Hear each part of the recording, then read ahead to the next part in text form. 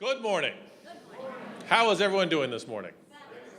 Great. As I look around the room, I see lots of friends and lots of partners. I want to thank Bob for his efforts.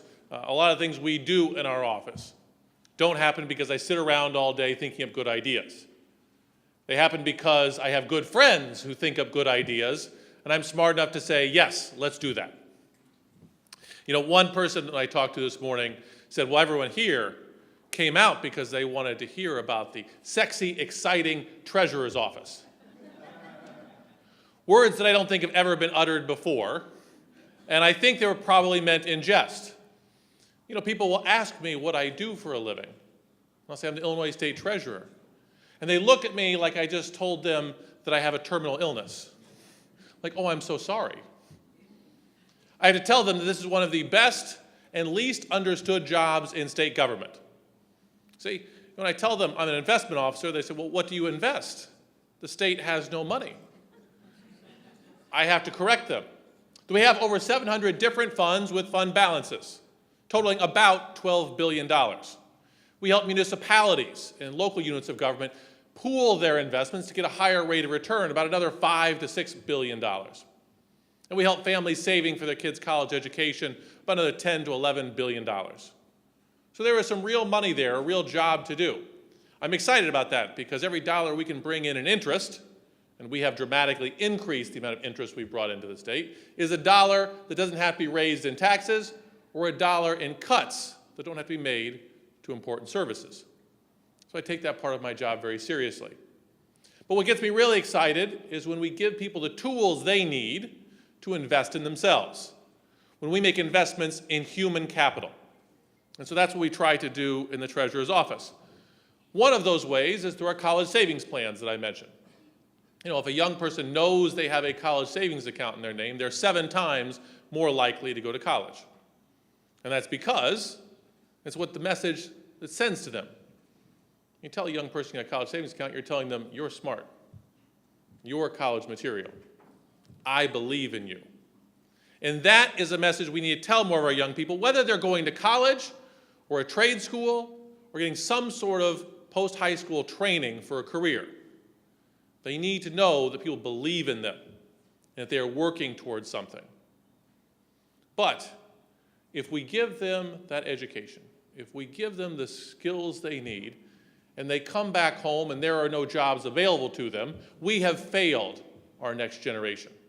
We have failed ourselves if we're not working on providing the jobs for the next generation that's going to support them and us in retirement. So the Treasurer's Office, as I said, we have about $12 billion. We choose to make investments not just in individuals, but in industries and in communities. We are working with the Chicago Federation of Labor and other partnerships here with Manufacturing Renaissance. We met with Dan Sweeney at the Austin College and Career Academy to talk about ways we can help a problem that a lot of people aren't talking about, but I think people in this room might be aware. There's still a lot of manufacturing here in this city, here in this county, but too many of their children don't want to stay in that business. And so what options do they have? Well, they could sell to their workers, but the workers have had problems with access to capital. They could sell to a venture capital or a private equity firm, but too often what happens there is they break it up into pieces, sell off the pieces, lay off workers, and claim a profit.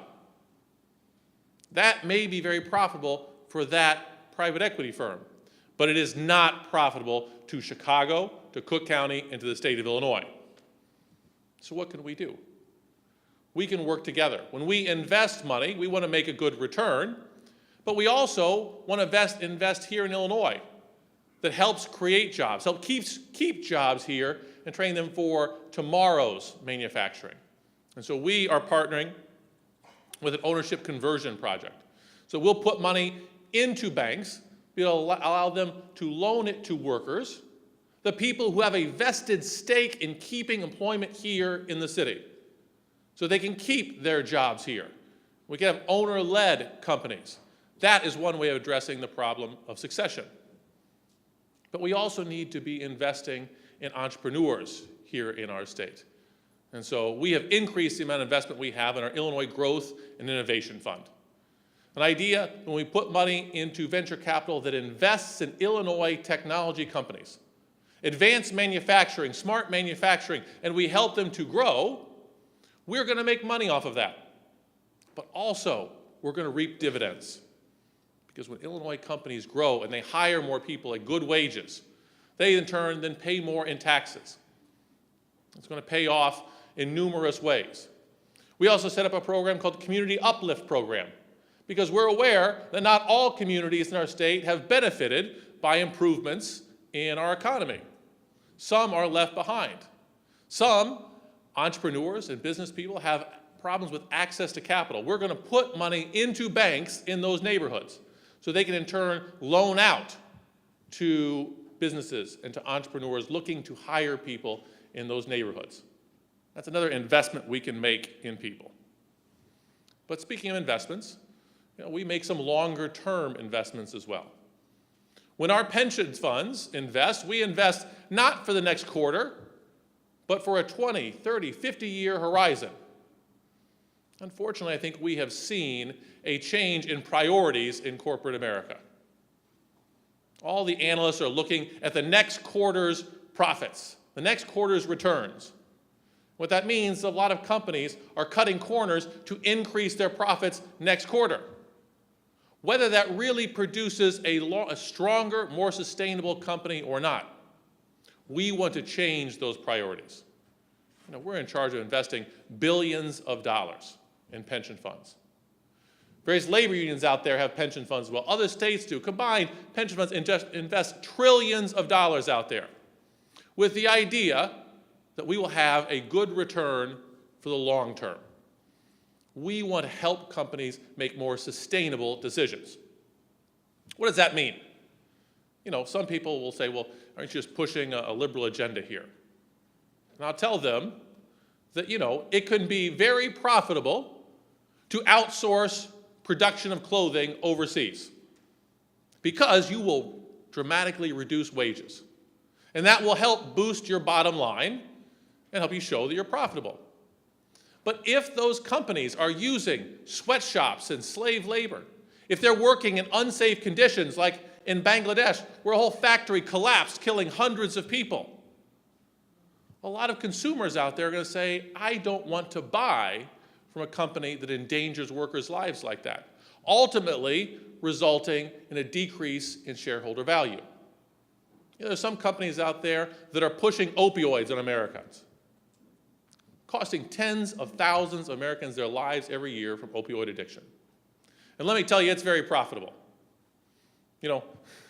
They're basically drug dealers in lab coats. They're making lots of money. You get people hooked on a product, and they keep coming back, and they buy, and they buy. But in the long run, that's not sustainable, because eventually customers die. Hopefully, eventually the federal government wakes up and chooses to regulate this in a different way. Or there's going to be a lawsuit, a class action lawsuit for the surviving family members, just like you saw with tobacco companies. It's going to cost these companies billions of dollars. That is not a long-term, sustainable business model. What can we do?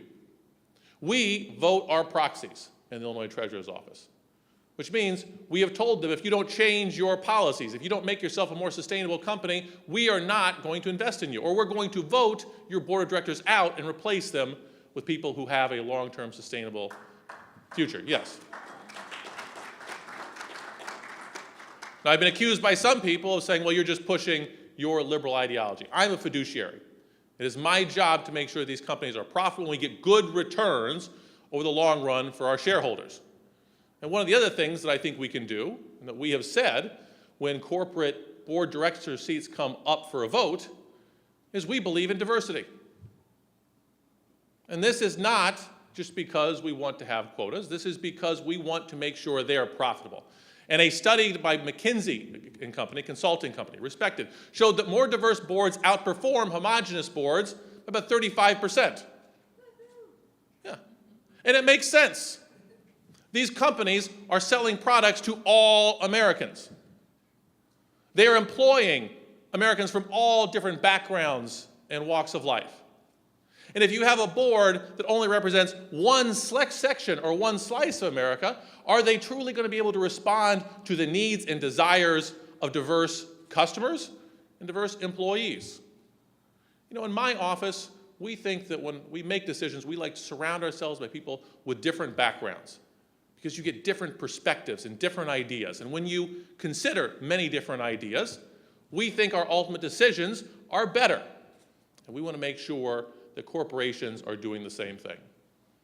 These are some of the things we can do when we come together. We all remember the days where manufacturing led to good careers for working families. They could support their families on. Some people have said that's a thing of the past. I just think we need to change our priorities.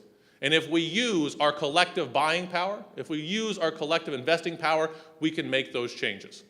I want to thank the conveners of this conference here today for making those steps, for bringing people together and making a difference. That's the way, by working together to really rebuild, to empower long-term decisions for our workers, that we're really going to make America great again, to borrow a slogan that has been misappropriated. Thank you all very much, and enjoy the rest of your conference.